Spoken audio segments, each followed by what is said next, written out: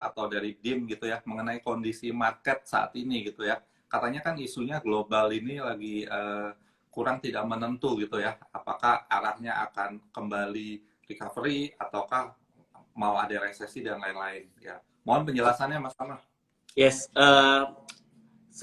kemarin saya juga sempat ngobrol terkait market lah ya. Kemarin juga sempat ngobrol dengan fund manager kami ya bahwa gimana sih sebenarnya pandangan DIM ke depan terhadap khususnya di 2022 ini lah ya. Jadi maksudnya kita udah akhir tahun dan nanti akan menjelang 2023. Jadi kami sih dari DIM stay tetap bahwa equity tetap menarik Mas dalam tanda kutip. Memang kalau kita bisa lihat sampai dengan Oktober pertengahan kemarin sekitar tanggal 14-an itu kita tarik data bahwa inbound money flow masuk ke pasar modal khususnya saham itu cukup tinggi ya, sudah sampai net itu sekitar 79 triliun.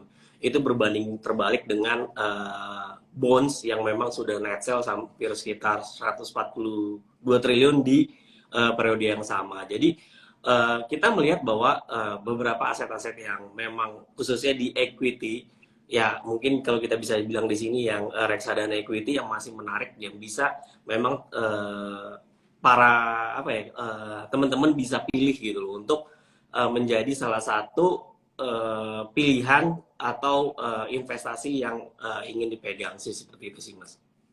Iya, jadi equity masih tetap menarik nih.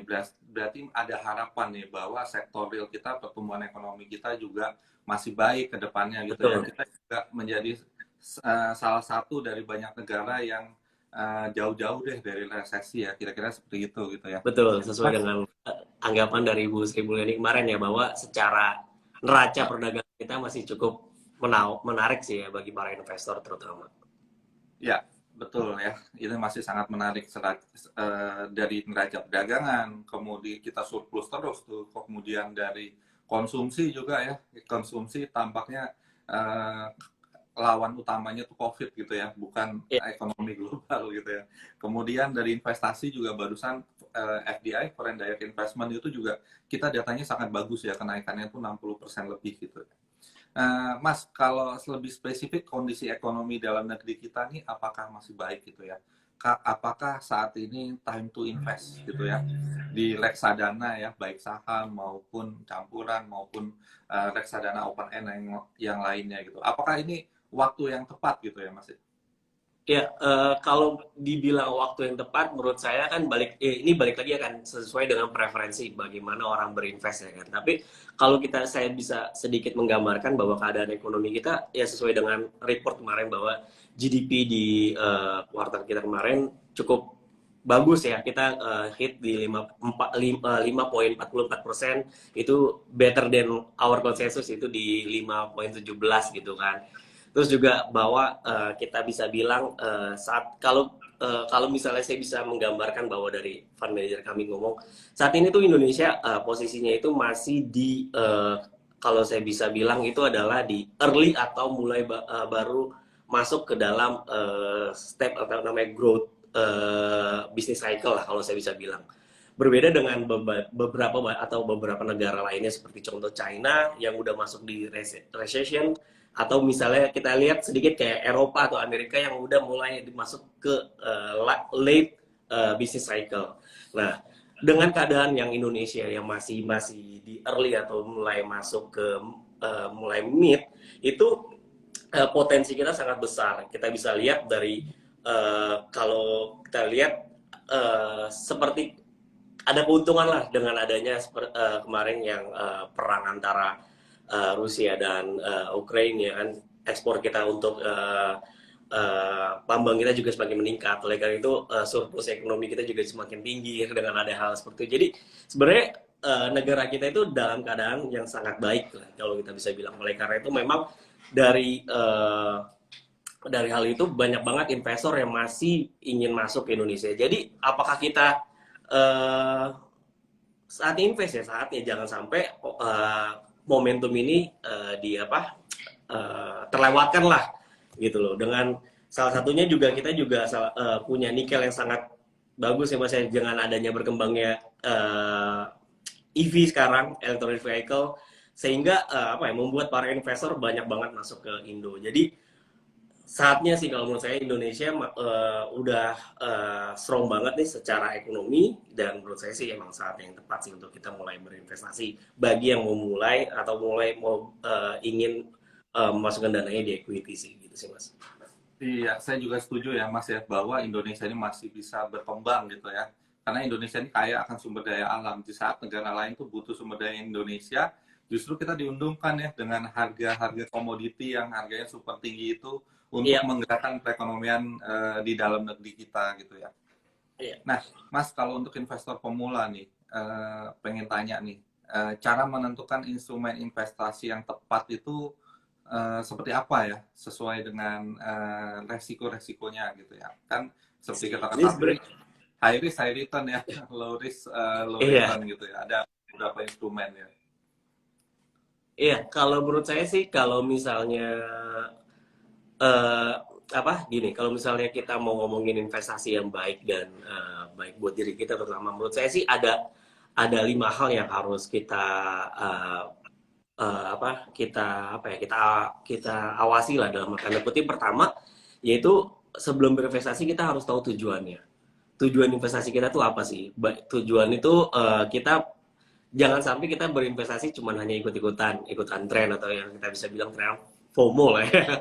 Jadi ngeliatin orang berinvestasi, wah suka, mereka mendapat keuntungan, kita ikutan, jangan sampai. Jadi kita harus tahu tujuan kita tuh apa, berinvestasi, goals kita tuh apa, yang ingin kita capai itu apa. Itu karena kenapa saya bilang itu penting, karena itu yang membuat kita nantinya disiplin untuk melakukan berinvestasi.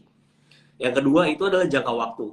Setelah kita tahu nih tujuan kita apa, nah kita harus set jangka waktunya. Apakah ini sesuai jangka waktunya? Misalnya ya contoh, kita mau naik haji, kita punya dana sekian ya, karena naik haji itu juga tidak cepat waktunya, ya kita bisa set waktu yang agak time frame-nya agak sedikit panjang, itu 5 sampai 10 tahun. Dari situ kita bisa tahu nih kebutuhan-kebutuhan kita dan alokasinya nanti ke depannya. Nah, yang ketiga itu menurut saya profil resiko. Nah, sebelum kita mau investasi di sini tadi ya kita ngomongin tentang equity bagus nih, hati masuk beli equity, tapi sebenarnya profil resiko kita nggak cocok di equity gitu misalnya. Ya, jangan ikut-ikutan main di equity gitu kan. Tapi mungkin juga bisa kita yang profil resikonya rendah juga main di equity, tapi mungkin porsinya juga tidak terlalu besar, tapi untuk jangka waktu yang sangat panjang. Nah, penting banget sih Mas menurut saya untuk kita mengenal profil resiko kita sendiri gitu. Jangan sampai, karena saya dan Mas juga kan profil resikonya berbeda gitu. Jangan sampai kita mengikuti teman atau mengikuti keluarga kita yang memang ternyata kita dekat, tapi sebenarnya secara profil resiko itu berbeda gitu kan. Setelah itu baru kita ngomongin alokasi aset. Setelah kita udah tahu tuh tujuan kita apa, jangka waktu apa, baru dan profil kita seperti apa, kita alokasikan aset kita kemana aja. Tadi udah kita tahu kemana, kita misalnya berapa persen di equity, berapa persen di misalnya di reksadana uh, pasar uang, reksadana pendapat tetap, dan lain-lain. Kita udah tahu, nah kita mulai alokasikan lah budget kita. Kita tahu nih budget kita untuk berinvestasi berapa, kita alokasikan. Dan terakhir, jangan lupa di-review. Setelah kita udah berinvestasi, ya kita review nih, apakah yang kita tempatkan, kita masukkan dana di situ, kita udah sesuai atau sesuai target kita atau masih kurang gitu. Itu kita harus tetap awasin sih, seperti itu. Jadi jangan sampai kita, walaupun kita ibaratnya percayakan duit misalnya contoh di reksadana, walaupun itu kita maintain secara kami manajer investasi memaintain reksadana tersebut, kita juga harus review apakah uh, reksadana dari M ini juga sesuai dengan tadi yang saya bilang tujuan dari investasi Anda. Seperti itu sih Mas. Iya, tadi ada 5 ya dari Mas Tama nih, bekal dalam berinvestasi untuk teman-teman yang masih pemula nih. Yang pertama adalah mengenai tentang tujuan ya, kita harus Ya, tahu tujuannya ini mau apa nih ya. Mau misalnya mau menikah atau mau pengen punya mobil pertama, harus tahu nih. Kemudian ya, kira-kira diukur jangka waktunya berapa lama gitu ya Mas ya. ya, Kemudian kita harus tahu kira-kira profil resiko kita tuh seperti apa sih. Kita lihat kalau misalnya kita nggak kuat, investasi saham, lihat saham itu kan kadang naik turun. Tapi kalau sahamnya ya, bagus, biasanya naik gitu kan ya. Nah, tapi ada gejolak lah kalau secara harian. Nah, kalau kita nggak bisa melihat bahwa bisa menerima bahwa investasi kita itu turun, ya jangan saham, jangan di reksadana saham, tapi coba pindah ke pasar uang misalnya gitu ya. Kemudian tadi alokasi aset gitu ya. Alokasi aset itu penting. Sebenarnya boleh nggak sih misalnya yang konservatif gitu ya, nggak pengen uangnya turun eh, tapi pengen punya instrumen saham. Harusnya sih boleh ya Mas ya, tapi Boleh, porsinya ya. Gitu ya. porsi betul Mas. Porsinya bisa Por 20%, 8, kemudian 60-70% di yang aman-aman aja gitu ya. Kemudian yang terakhir ini harus di-review ya, kira-kira dalam setahun ini kira-kira apakah sudah sesuai gitu ya, apakah ada profit untuk tadi mewujudkan tujuan tadi ya kan, pasti kan ada dibutuhkan uang berapa gitu ya, kemudian hasil investasinya berapa. Nah itu harus di-review ya Mas ya. Oke, Mas Tama. Oke, sebelum kita lanjut nih ya, teman-teman ya. Teman-teman silakan beli reksadana dari Dana Reksa Investment Management ya, dengan kode yang sudah saya pin di bawah ini, InvestDOC ya, teman-teman ya. Minimal 2 juta, nanti teman-teman mendapatkan 100.000 rupiah nih periodenya dari tanggal 26 sampai 31 Oktober. Siapa cepat dia dapat ya, teman-teman ya, buruan. Jadi ini belum apa-apa sudah cuan duluan 100.000 dikasih sama Dim nih ya. Oke, kita lanjutkan ya Mas Tama di perbincangan kita pada malam hari ini ya. Mas bisa dijelaskan nggak kira-kira karakteristik dari jenis-jenis reksadana? Reksadana itu kan ada yang open end, ada yang close end gitu ya. Tapi kan yang dijual secara umum nih yang open end. Kita ngomong yang open end aja lah ya. Ke jenis-jenis reksadana open end itu apa aja gitu ya. Kemudian kira-kira keuntungan dan resikonya masing-masing itu apa, Mas? Oke, mungkin ya tadi mungkin thank you Mas sudah jelasin juga ada dua jenis apa yang ada dua besar perbedaan antara open end dan close end. Tapi mungkin kita memang bahas di sini yang open end. Nah, oke, untuk yang open end itu mungkin saya bisa mengklasifikasikannya menjadi empat reksadana secara bucket lah kalau saya bisa bilang gitu ya. Nah, yang pertama itu ada yang paling rendah itu adalah reksadana pasar uang. Resikonya sangat rendah. eh, Hampir sama dengan time deposit karena memang pada dasarnya juga diinvestasikan di deposito dan lain-lain. Jadi keuntungannya pun memang tidak tinggi, tapi cukup aman bagi yang memang memiliki profil risiko yang konservatif banget. Orang memang tidak berani risiko, tidak mau melihat investasinya turun dan lain-lain. Cocok banget bagi orang-orang yang memang baru mau mulai berinvestasi seperti itu. Itu untuk reksadana pasar uang. Nah, selanjutnya itu adalah reksadana pendapatan tetap. Nah, biasanya instrumen itu biasanya kebanyakan itu adalah obligasi. Gitu. Jadi yang memang agak sedikit volatile dibanding reksadana pasar uang. Tapi memang cocok nih bagi orang-orang yang memang suka invest itu di kalau saya bisa bilang short to medium lah. Misalnya masih jangka waktu masih 3 tahunan lah ya. Itu cocok banget gitu. Orang-orang yang memang yang berani agak sedikit beresiko, tapi juga bisa mendapatkan keuntungan yang jauh lebih baik dibanding reksadana pasar uang. Nah, yang selanjutnya yang agak lebih tinggi lagi itu adalah namanya reksadana campuran. Campuran itu biasanya mix tuh antara reksadana, biasanya fund manager kami itu akan membagi antara di equity, ada juga porsi di obligasinya juga, ada juga nanti ada posisinya di cash debt atau di depositnya gitu loh. Nah, ini biasanya cocok bagi orang-orang yang memang udah moderat lah ya, kalau saya bisa bilang, yang dimana sudah bisa berani ngambil resikonya. Jadi kalau ada sedikit volatile dari nilai investasinya tidak panik. Itu juga cocok untuk reksadana ini cocok bagi tipe investor seperti itu. Gitu. Nah, yang terakhir ini yang memang reksadana saham, di mana resikonya yang paling tinggi nih, yaitu mungkin NAB-nya bisa sangat volatile ya, tapi bisa kalau misalnya setahun tuh biasanya kalau kita tarik itu cukup bagus lah, biasanya tergantung dengan benchmark-nya dia dan atau memang kinerjanya sendiri lah ya, biasanya seperti itu. Nah, itu memang cocok bagi orang yang memang untuk kalau saya bisa bilang malah long term. Jadi cocok juga nih orang yang tadi saya bilang, bagi orang yang memang konservatif banget tapi pengen untuk jangka panjang, porsinya juga dikecilin bisa nih, tapi untuk jangka panjang seperti gitu. Tapi ya itu jangan, kalau saya bisa bilang kenapa reksadana saham itu cocok untuk jangka panjang, yaitu karena tingkat volatilitasnya tinggi, jangan sampai teman-teman yang pengen main ibaratnya momentum jadi salah momentum lah ibaratnya gitu, karena ketika main di reksadana saham ya bisa juga orang yang memang berinvestasinya main cepat seperti itu, tapi ya itu mereka harus pelajari lebih lanjut sih. Jadi reksadana saham ini cocok bagi teman-teman gitu ya yang memang sudah berani mengambil resiko atau berani melihat pergerakan lah ya dari NAB itu sendiri sih gitu. Ya, Mas, kalau terutama reksadana saham ya, karena teman-teman ini kan juga pengen tahu gitu kan.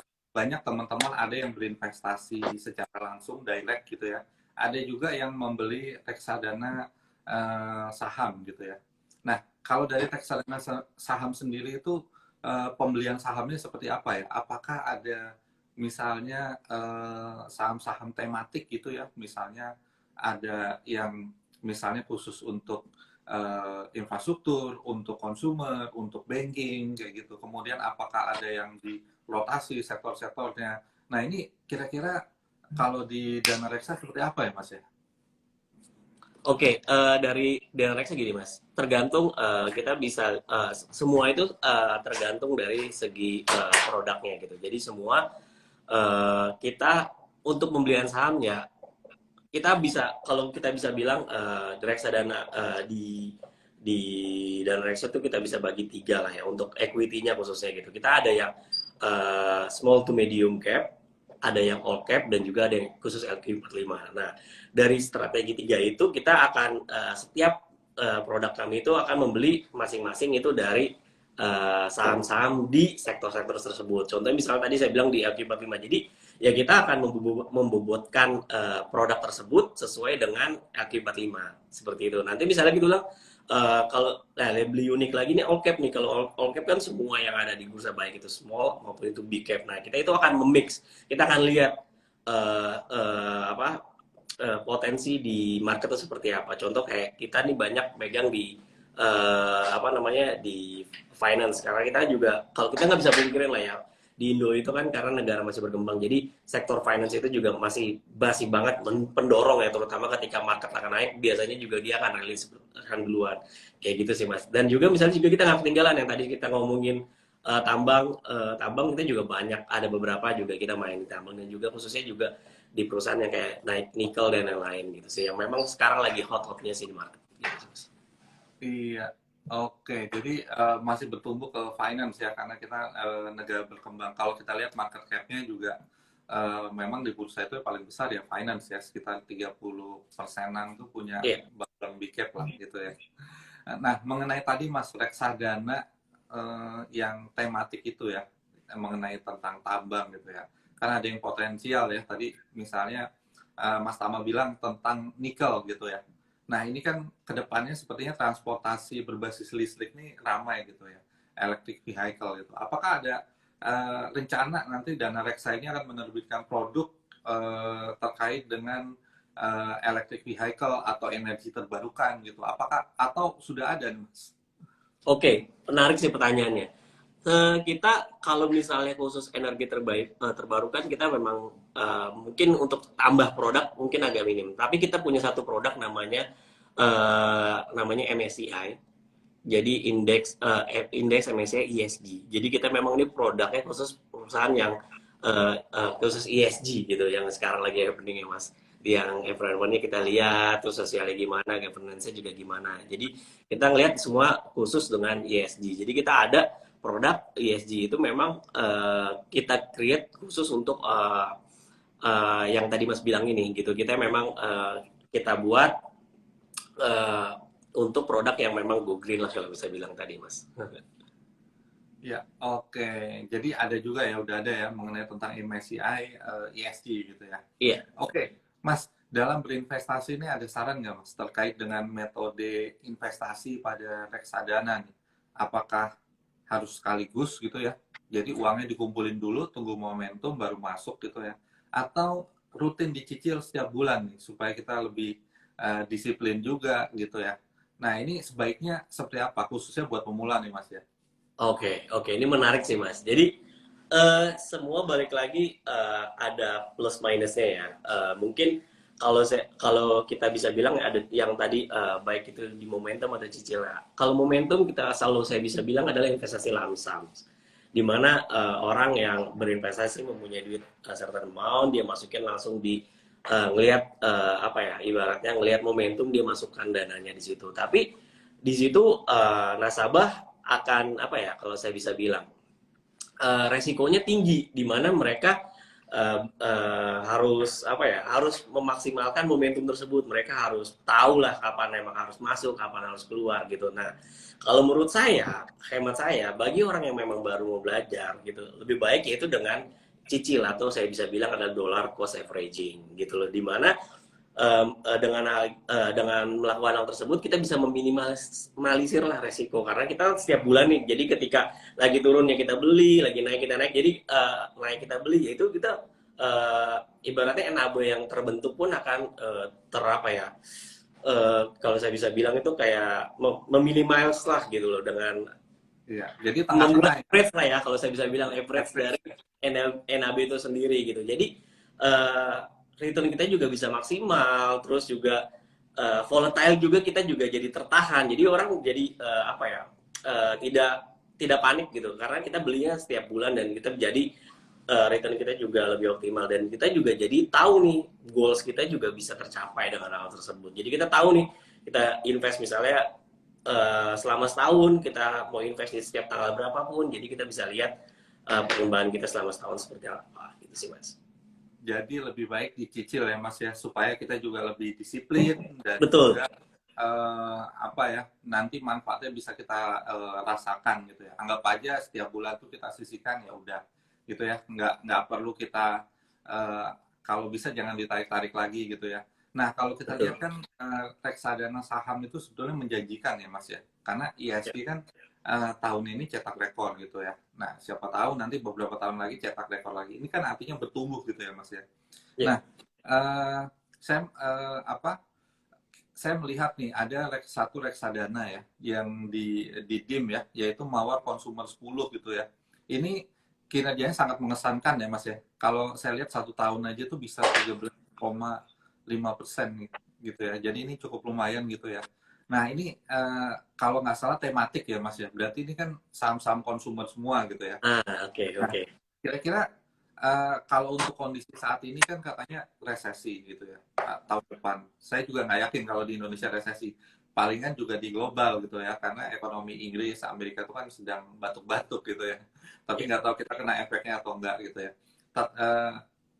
Apa biasanya itu kan orang selalu mengkonsumsi nih Mas gitu ya. Apakah reksadana Mawar Consumer 10 ini bisa kita jadikan apa salah satu pilihan aset kita gitu Mas? Oke. Nah, ini balik lagi yang tadi saya bilang terkait tiga strategi dari apa saham, reksadana saham kita ya Mas. Jadi sekarang kita sudah merubah ya Mas. Jadi orang banyak yang mengira bahwa Consumer 10 itu adalah ya tadi ya Mas, bahkan juga mengira isinya adalah majority adalah consumer. Nah, jadi kita sudah kalau saya bisa bilang itu adalah re-strategize dari reksadana kita.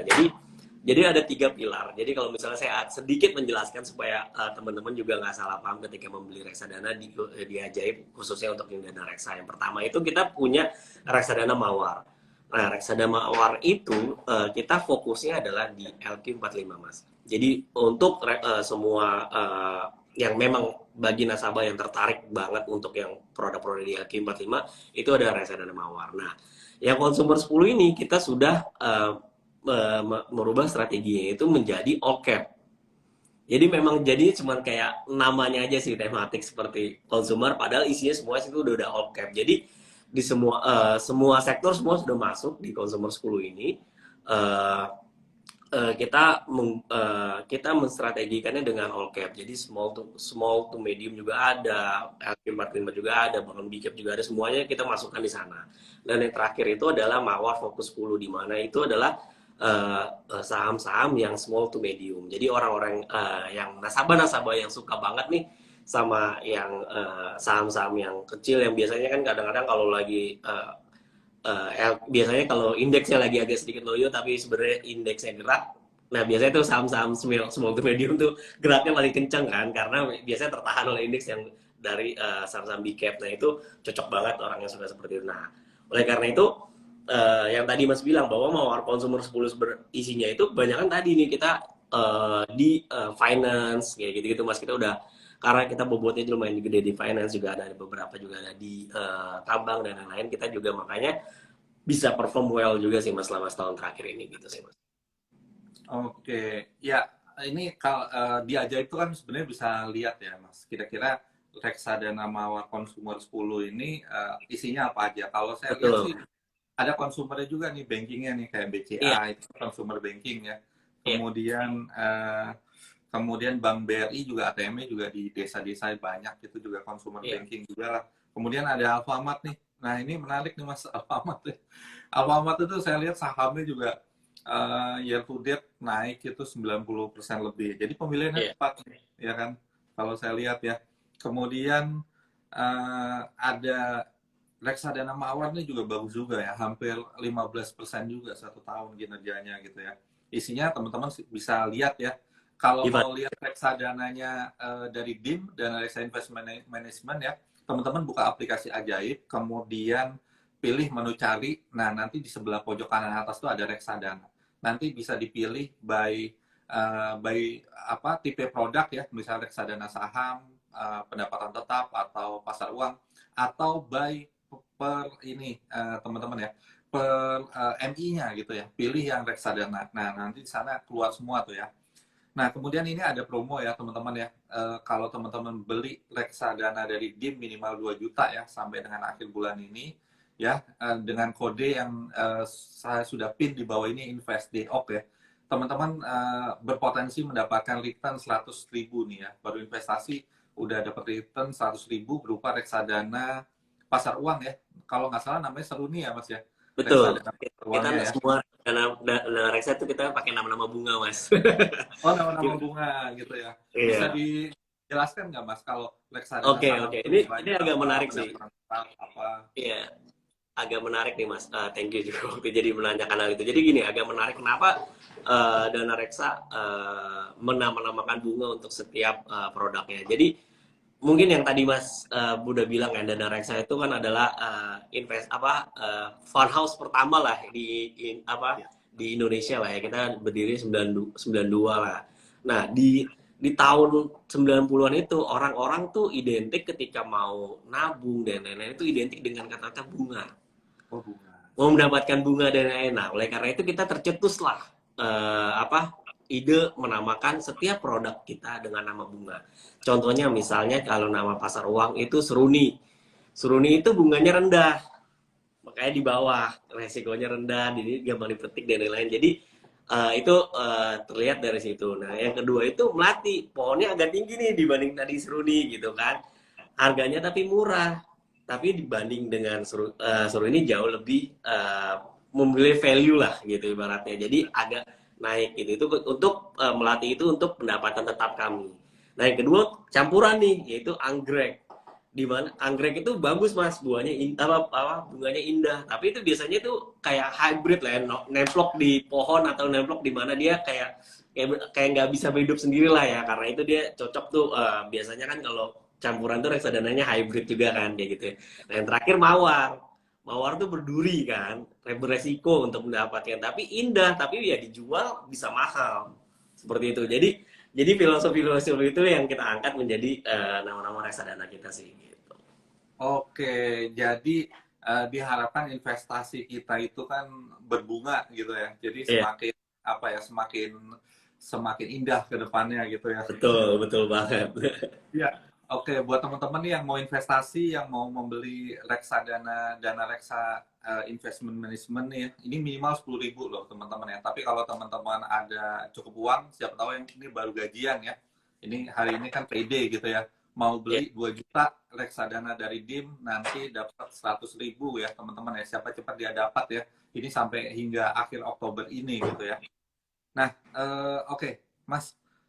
Eh, Ya, kira-kira ada tips nggak nih Mas buat teman-teman yang masih pemula gitu ya?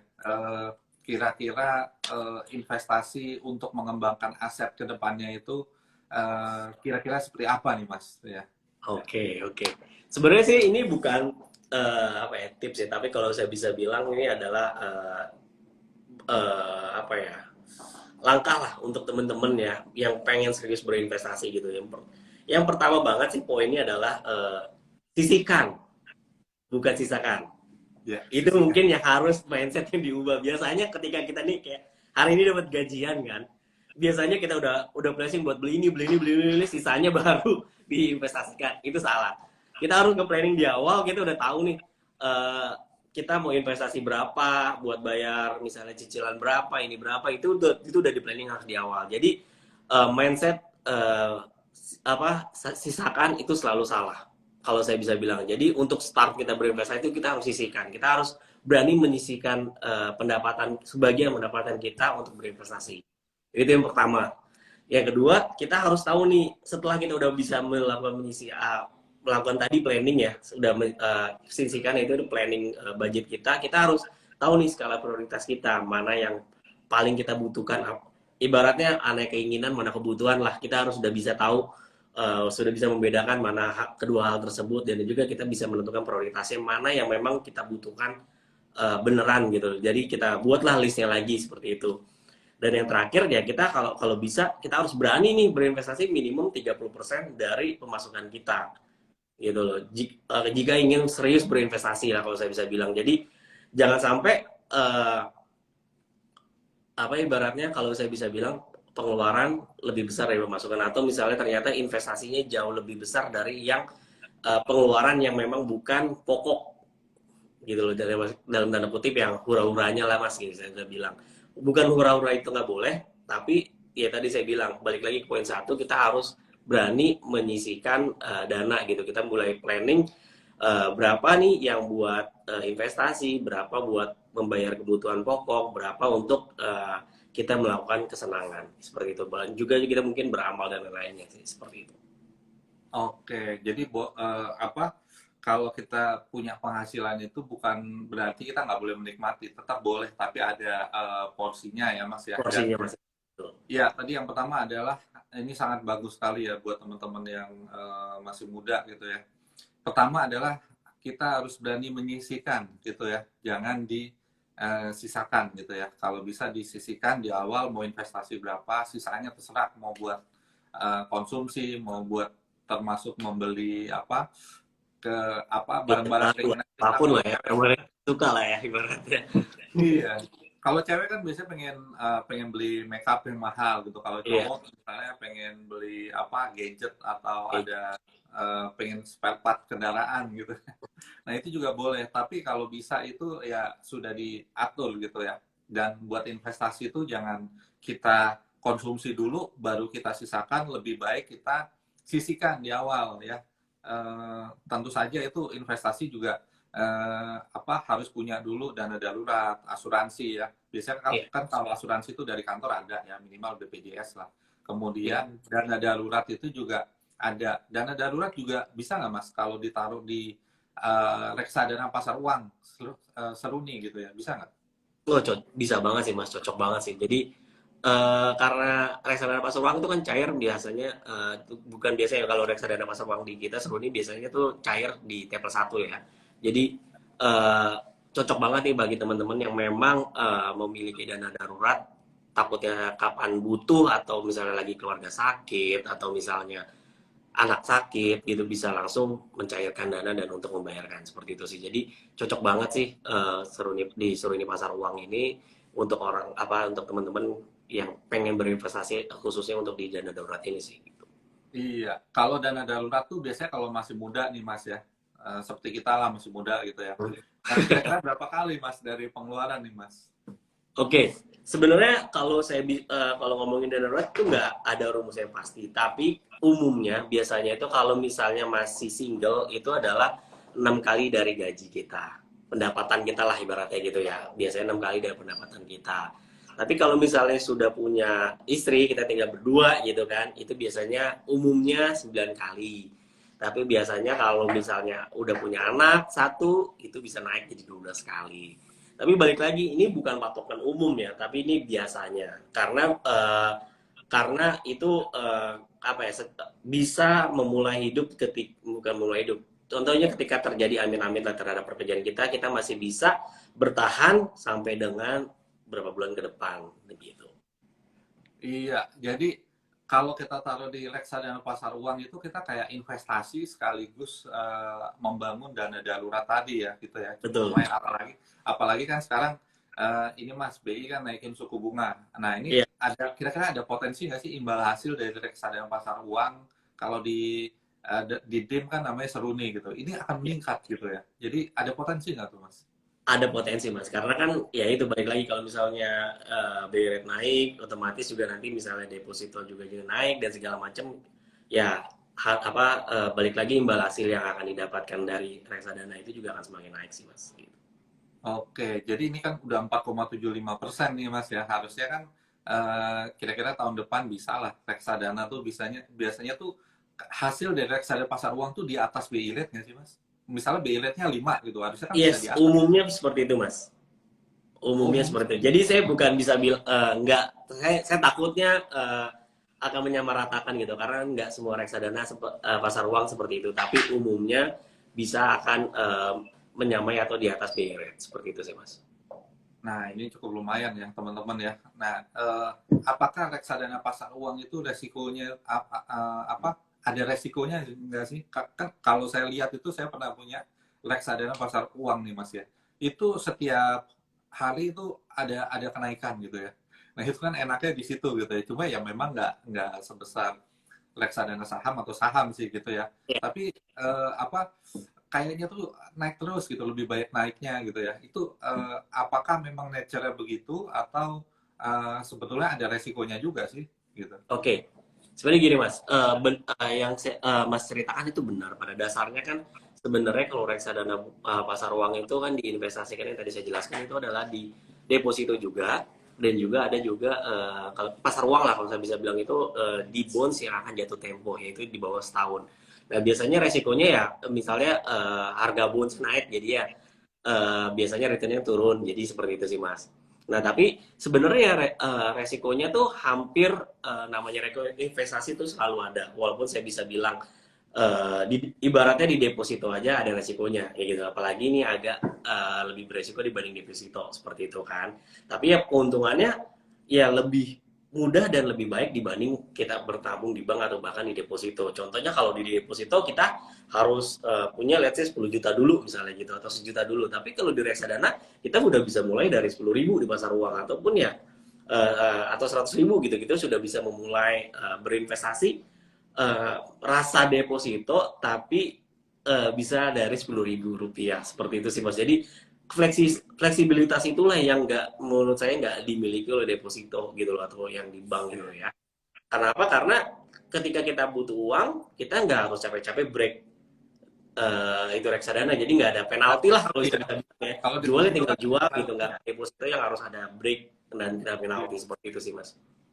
Iya. Jadi ya kalau reksadana pasar uang bisa diambil kapan aja gitu ya. Dan Iya.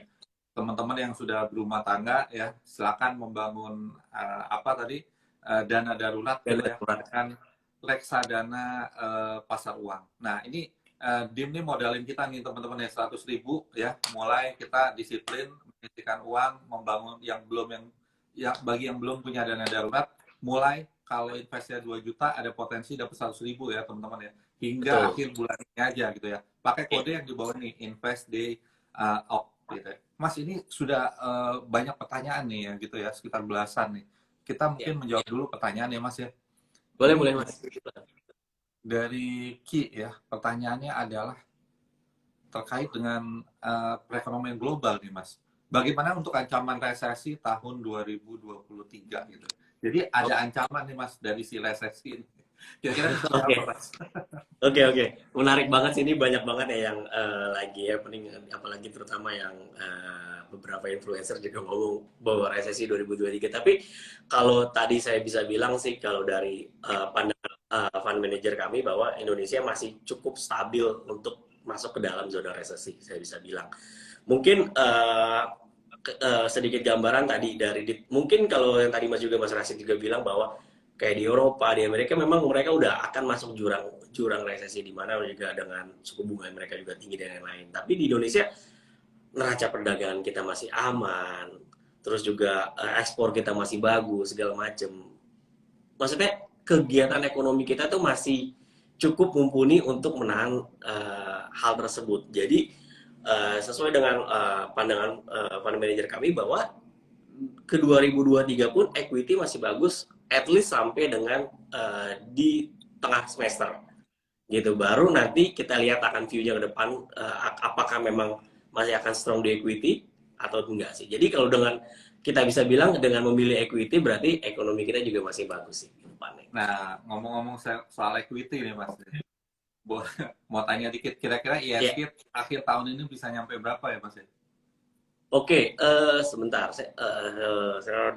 Dari kita tuh kita punya, bentar ya saya cek. Oke, dari fund FM kita ya, kalau kalau kita dari base-nya itu kita di 7.350.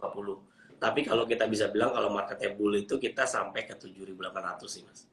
Oke, Ya, 7.800. Mungkin tahun depan bisa 8.000 lah. Kan biasanya pertumbuhan itu sekitar 10% ya. Kalau iya, 7.300 tambah 10%, wah 8.000 bisa dicapai tuh tahun depan ya. Syukur-syukur ekonomi kita juga eh, ini ya, eh, tumbuh cukup baik gitu ya. tumbuh Nah, cukup baik. ya tadi dari, oke, semoga terjawab ya dari Ki ya.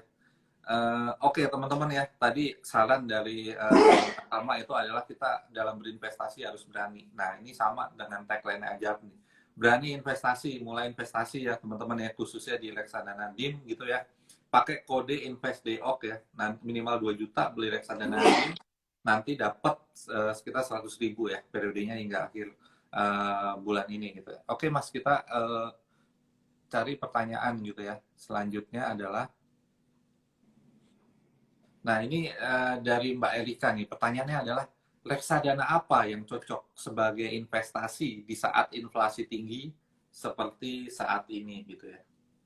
Oke, kalau tadi yang saya bilang pandangan fund kami bahwa saat ini equity tetap masih bisa di koleksi bagi investor ya. Tapi balik lagi, investasi itu gini, baik tadi kan yang saya udah bagi dua, saya agak takutnya jadinya agak menjawab pertanyaan ini jadi membingungkan pertanyaan orang lain. Jadi gini, investasi itu tergantung dari diri kita sendiri ya, yang tadi ada yang momentum ataupun yang orang yang suka di apa dollar cost averaging. Nah, kalau bagi orang yang investasinya memang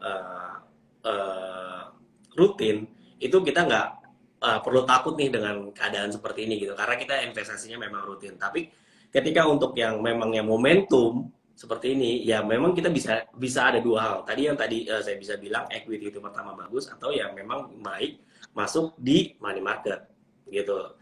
Jangan yang masuk di pendapat tetap atau bond seperti itu, karena harga emas lagi jatuh seperti itu, jadinya lebih baik masuknya ya either remain di safe, yaitu di money market, atau ya kalau mau masuk ke equity sekalian seperti itu sih mas. Oke, Mas, tadi kan Mas bilang equity masih bagus nih. Kira-kira sektor apa sih saat ini yang kira-kira bakal cukup bagus gitu ya? Ini menyambung tadi ya, tahun depan kayaknya ekonomi global ada sedikit turbulence gitu ya. Nah, kira-kira sektor apa Mas yang bisa diperhatikan dari di. Ya, saat ini sih kita masih banking ya, kita bisa bilang salah satunya masih apa masih booming ya. Jadi apalagi kemarin kayak BCA juga rilis laporan keuangan cukup bagus, Bagus, macam. bagus. Ya, jadi kayak gitu-gitu kita pasti sesuai dengan yang ada di tadi yang Mas bilang juga Mawar Consumer 10 kita juga ada heavy di sana gitu kan. Jadi memang kita nggak akan lari-lari dari seperti itu sih. Juga komoditi juga masih cukup oke kan untuk dikoleksi seperti itu sih Mas. Oke, jadi komoditi tampaknya juga masih oke. Ini 2 tahun berturut-turut nih komoditi memang naiknya sangat tinggi sekali gitu ya Mas ya. Apakah komoditi super cycle ini akan berlanjut di tahun depan ya? Mengingat kan harga kayak batu bara gitu kan udah all time high juga gitu ya. Nah, Iya. ini Ini gimana? kalau saya boleh ngutip dari CIO kami bilang blessing dari perang Ukraina sama Rusia lagi sih Mas. Balik lagi, selama mereka masih perang, harga komoditi pasti akan stabil kan sana sih kalau menurut. Jadi ya ini blessing blessing dari war itu sendiri sih gitu. Jadi selama memang kebutuhannya masih tinggi, harga pasti masih akan terjaga gitulah. Jadi selama masih perang dan dalam kutip perang ini mungkin nggak bakal selesai dalam waktu dekat kalau menurut kami ya, gitu ya. Jadi ya harga komoditi masih akan termaintain. Jadi ya ketika perang itu sudah mulai berakhir, mungkin saatnya kita akan merestrategize lagi sih seperti itu. Jadi tapi kalau untuk saat ini saya bisa bilang untuk komoditi masih akan seperti itu sih Mas. Oke, komoditi ya. Biasanya nih saham-saham berbasis komoditi, terutama energi ini dividennya gede. Semoga masih tetap gede juga nih. Mas, ada reksadana tematik yang komoditi nggak sih di dana reksadana investment ini, Mas? Saat ini sudah tidak ada mas. Jadi kita semua yang tadi untuk open end kita udah bagi jadi 3 tadi. Yang mawar kalau super 10 sama pokok 10 itu sesuai dengan ya, karakteristik ISG. Tapi bagi untuk yang memang untuk yang mau yang kayak go green tadi mas bilang kita punya indeks ESG. Ya. Gitu. Oke, ya. Oke, Mas, ini ada pertanyaan lagi, Mas ya. Ini teman kita masih pemula, tapi harus kita jawab nih, Mas ya. Yeah. Mas mau bertanya, kalau reksadana itu kita bisa dapat keuntungannya gimana, gitu ya? Ini bagus banget pertanyaan sih sebenarnya. Basic, tapi sebenarnya bagus untuk mengingatkan kita bagaimana cara reksadana bekerja lah ibaratnya gitu. Nah, kalau saya bisa bilang ini reksadana itu kan setiap kita melakukan atau melakukan subs lah ya kalau bisa bilang subscription untuk sebuah reksadana kita itu mendapatkan unit itu setiap kita beli itu di hari yang sama akan terbit namanya NAB. Nah biasanya kita misalnya dapat itu adalah 100.000 misalnya kita berinvestasi 100.000 dibagi NAB hari itu berapa kita dapat unitnya berapa. Nah, yang kita pegang itu adalah sebagai investor adalah unitnya. Nah, yang bergerak itu adalah NAB-nya, nilai aktif bersihnya. Jadi, kita bisa lihat nih, dari 100.000 itu, let's say kita bisa dapat 100 unit penyertaan, gitu. Misalnya di harga NAB 1.000 tadi. Nah, misalnya besok tuh ternyata NAB-nya berubah jadi 1.010. Berarti dari 1.010 kita kalikan unit penyertaan tadi kita punya, nah itulah keuntungannya. Tapi balik lagi, itu masih unrealized. Untuk realize-nya gimana? Kita harus jual terlebih dahulu, baru kita mendapatkan gain. Jadi di sini adalah untuk mendapatkan keuntungan dari reksadana itu adalah selisih dari NAB setiap harinya. Seperti itu sih, Mas. Mas, kalau ada misalnya reksadana sahamnya bagi dividen, masuk nggak tuh Mas ke NAB-nya? Oke, ada dua hal. Biasanya, umumnya itu kalau misalnya reksadana bagi dividen, itu ada dua hal. Yang pertama langsung terreflect ke dalam NAB-nya, atau jika memang di prospektusnya itu dibagikan ke dalam, dibagikan ke nasabah, itu bisa juga. Jadi balik lagi, itu teman-teman bisa lihat di dalam prospektusnya. Jadi misalnya dividen itu, sorry maaf. Dividen itu maksudnya adalah dividen yang didapat dari emitennya ya Mas ya. Itu langsung terreflect di dalam NAB-nya sih Mas. Tapi maksudnya saya jelaskan itu ada fitur bagi dividen. Ada juga reksadana yang memiliki fitur bagi dividen. Seperti itu sih. Nah ini buat Mas Hendra ya. Kalau ya saya juga punya pengalaman dengan reksadana juga ya. Dulu bahkan konsisten berinvestasi reksadana dan hasilnya dalam 2 tahun itu cukup lumayan lah gitu ya. Nah, reksadana ini sama seperti saham. Tapi kalau saham kan ada harganya, harga per lembar saham kan. Kalau reksadana ini ada harganya juga, misalnya tadi Mas Tama bilang 1.000 gitu ya. Itu namanya NAB per unit, bukan per lembar. Nah, yang kita lihat itunya tuh, kalau NAB per unitnya naik, ya investasi kita naik kayak gitu ya. Nah, kalau bisa sih seperti kita ya membeli saham, tapi sahamnya itu kalau reksadana saham ya terdiri dari beberapa saham yang bagus-bagus yang sudah dipilihkan gitu ya. Kalau bisa kita berinvestasi di saham-saham yang bagus, membeli reksadana saham ya dan rutin gitu ya, nanti hasilnya cukup lumayan gitu ya. Kayak tadi reksadana konsumer, dana reksa mawar konsumer 10 itu kan bisa nyampe 15% setahun gitu ya. Nah itu seperti itu gitu ya. Oke. Oke Mas, ini ada pertanyaan lagi Mas. Cukup banyak nih pertanyaannya, tapi kita harus pilih-pilih gitu ya. Iya.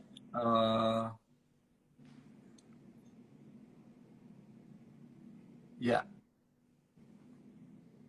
izin bertanya Mas. Ini dari Sek Eko gitu ya. Izin bertanya Mas. Di tahun depan arah kebijakan investasi tim dana reksa untuk saham dan obligasi akan lebih banyak ke arah sektor mana nih gitu ya. Apabila resesi memang benar akan terjadi gitu ya. Jadi kalau misalnya ada resesi itu kira-kira tim dari Dana Reksa Investment Management ini arahnya ke lebih banyak ke sektor mana nih kayak gitu ya. Kemudian untuk kebijakan obligasinya juga seperti apa, Mas? Oke, kalau untuk sektor mana ya? Kalau misalnya karena belum, saya nggak bisa bilang seperti itu karena di sisi kami masih view-nya tadi nih masih sama. Tapi kalau bisa saya pendapat pribadi, saya merasa sih untuk misalnya untuk untuk saham nanti misalnya ternyata emang beneran terjadi resesi dan emang perkiraan kita salah gitu lah ya, misalnya ternyata Indonesia jadinya resesi, ya pasti kita akan jatuhnya adalah ke saham-saham yang defensif gitu loh. Mungkin bisa juga saham-saham teknologi seperti itu juga bisa jadi pilihan bagi teman-teman yang memang uh, menghindari shocking dari resesi tersebut gitu loh. Nah, Iya. misalnya kalau obligasi sendiri biasanya karena resesi, biasanya itu obligasi akan jatuh sih. Itu justru kita akan coba hindari sih. Jadi pengen taruh memang di tempat-tempat yang contohnya tadi di reksadana pasar uang seperti itu sih. Ya, reksadana pasar uang cukup menjanjikan ya. Biasanya kalau terjadi resesi itu obligasi yang tenornya jangka panjang dan juga pasti investment grade ya kalau obligasinya ya di DIM ini ya Mas ya. Iya. Gitu. Oke. Nah, tadi mengenai tentang pembelian reksadana ya, teman-teman ya. Di Ajaib itu reksadanya itu tidak ada fee-nya, teman-teman ya. Ini perlu dicatat nih. Baik subscription fee, biaya pembelian maupun redemption fee, biaya penjualan. Jadi semuanya buat teman-teman, kita pengen menginspirasi supaya teman-teman itu mau berinvestasi gitu ya. Jadi keuntungan yang misalnya kayak tadi reksadana mawar konsumer 10 keuntungannya setahun itu 15%, itu semuanya buat teman-teman semua gitu ya. Oke, kita lanjut ke pertanyaan selanjutnya nih ya. Oke, ya sebelum kita menjawab nih teman-teman ya, kalau teman-teman pengen membangun dana darurat atau pengen berinvestasi di reksadana, silakan pilih. Di bulan ini kita kerjasama sama Dana Reksa Investment Management ya. Ini beli reksadana senilai 2 juta rupiah pakai kode promo yang saya pin ini, InvestDeok ya. Teman-teman berpotensi mendapatkan hadiah 100.000 nih. Ini periodenya hingga sampai akhir bulan ini aja ya, teman-teman ya. Oke, ini ada pertanyaan lagi, Mas ya. Pertanyaannya adalah ya, ini apakah dengan kenaikan suku bunga BI akan berdampak pada kenaikan tingkat return RDPU gitu ya? Apakah ini otomatis di-adjust atau nunggu dulu sih Mas biasanya kalau RDPU? Yang tadi biasanya tuh reksadana pasar uang tuh umumnya berkinerja itu adalah dari BI rate itu plus 1 atau 2%. Umumnya ya Mas, balik lagi ya. Ini saya nggak bisa menyamaratakan, tapi biasanya bukan ke-adjust sih, karena otomatis ketika kita ngomongin suku bunga BI rate naik, otomatis juga bank-bank juga akan ngeluarin bunga baru yang buat deposito dan yang lain. Nah, itu juga akan meningkatkan rate dari RDPU itu sendiri sih, seperti itu. Umumnya seperti itu ya. Balik lagi, ini tidak bisa menyamaratakan semua reksadana, tapi umumnya seperti itu sih gitu. Ya, ada potensi terjadi kenaikan ya. Dan Ya. biasanya umumnya tadi ya, 1-2% itu Ya. Di atas BI rate gitu ya, teman-teman. Ya. Mas, kalau BI rate sendiri tahun depan nih apakah bisa nyampe di atas 5% gitu? Ini kan juga sebenarnya masih ada 2 bulan lagi nih. Apakah Iya. akan tersentuh nih level BI rate 5% ini, Mas? Kemungkinan bisa iya sih Mas. Karena yang tadi kan situasi juga global juga masih ini buruk, jadi BI juga akan melakukan pengetatan si konsensus kalau nggak salah di hampir 4,75 hampir 5%-an sih sampai dengan akhir tahunnya gitu. Jadi Oke. kemungkinan 5% naik sih agak mungkin sih dia di di tahun depan gitu Mas. Sepertinya mengekor The Fed ya, Mas. Nah, ini The Fed ini kan kalau nggak salah di tanggal 2 ya, kira-kira seminggu lah dari sekarang gitu ya. Ini akan menaikkan suku bunga Iya, 75. 75 basis lagi. Ini The Fed ini kira-kira ada potensi untuk berhenti nggak sih, Mas? Tahun depan ini kan kalau dinaikin terus kan otomatis nih akan eh, Eh Amerika juga akan terganggu juga kan? Iya, kalau dibilang berhenti, kalau terakhir berita yang saya baca sih belum ya Mas, karena dari stance dari Jerome Powell kemarin juga ngomong bahwa mereka nggak akan melakukan pemberhentian menaikkan suku bunga sampai dengan di sana resesinya menurun gitu loh. Jadi balik lagi ini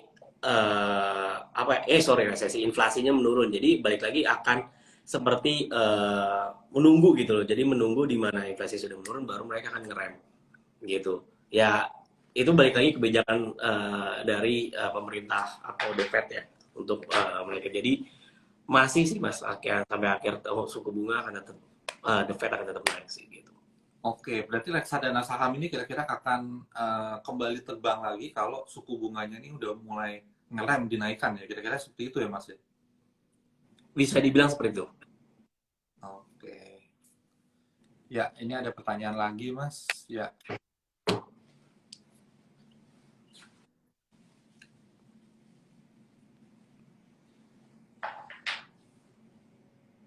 oke. Ya, oke. Mungkin sebelum kita membahas pertanyaan lagi ya, teman-teman silakan kalau ada pertanyaan kirimkan di question box. Nanti akan saya coba bacakan ya. Kemudian teman-teman jangan lupa nih promonya sampai akhir minggu ini ya. Beli reksadana Dana Reksa Investment Management ya, atau reksadana Dana Reksa ya. Ada di aplikasi Ajaib ya. Itu tidak ada subscription fee atau fee pembelian dan juga fee penjualan gitu ya. Kemudian ada promonya minimal 2 juta nanti dapat 100.000 ya, potensinya seperti itu ya teman-teman ya, hingga akhir bulan ini gitu ya. Oke, nah ini pertanyaannya masih terkait dividen, ada yang nanya dividen juga nih Mas ya. Bagaimana kita mau tanya Bang, bagaimana kalau kita masuk dalam daftar pembagian dividen kita taunya tuh gimana gitu ya? Oke, ini lebih ke saham banget ya, bukan masuk ke reksadana ya. Mungkin sedikit info kalau untuk saham biasanya bagi dividen itu adalah ada cum-date, ada periodenya pembagian dividen. Biasanya itu diumumin di koran dan lain-lain gitu. Jadi Nah, ketika teman-teman mau beli reksadana, misalnya contoh udah mengincar dividen tertentu, bisa melihat tuh misalnya contoh BCA akan membagikan dividen per tanggal berapa. Nah, di situ ada tanggal kumnya. Jadi ketika teman beli saham tersebut sampai dengan tidak menjual sampai dengan tanggal kumnya, dia akan dapat dividennya. Seperti itu sih. Mas, pertanyaan dari saya, Mas. Kira-kira Dana Reksa ada tertarik nggak? Misalnya membuat reksadana yang dividennya itu tinggi, seperti indeks High Div 20 yang dibikin oleh Bursa Efek Indonesia gitu ya. Kan ya kan lumayan ya Mas ya. Dari sisi harga nggak terlalu terpengaruh ketika ada dapat dividen kan lumayan biasanya ya.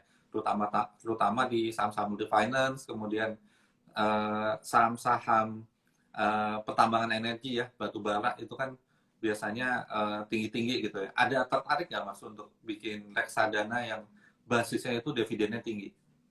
Pada dasarnya gini mas, kita dana reksa itu pengen juga mengikuti tren atau misalnya juga pengen mendobrak pasar dengan produk-produk baru. Jadi tim produk kita selalu memikirkan cara bagaimana bisa bersaing atau berinovasi mengeluarkan produk. Jadi kalau bisa dibilang seperti itu mungkin kita ada ide, tapi saat ini saya belum bisa berbicara terlalu banyak karena memang pada dasarnya kita belum memiliki produk tersebut. Tapi pada dasarnya secara perusahaan kami pengen selalu berinovasi sih mas untuk melahirkan atau menerbitkan produk-produk yang memang bisa diterima masyarakat seperti itu sih mas.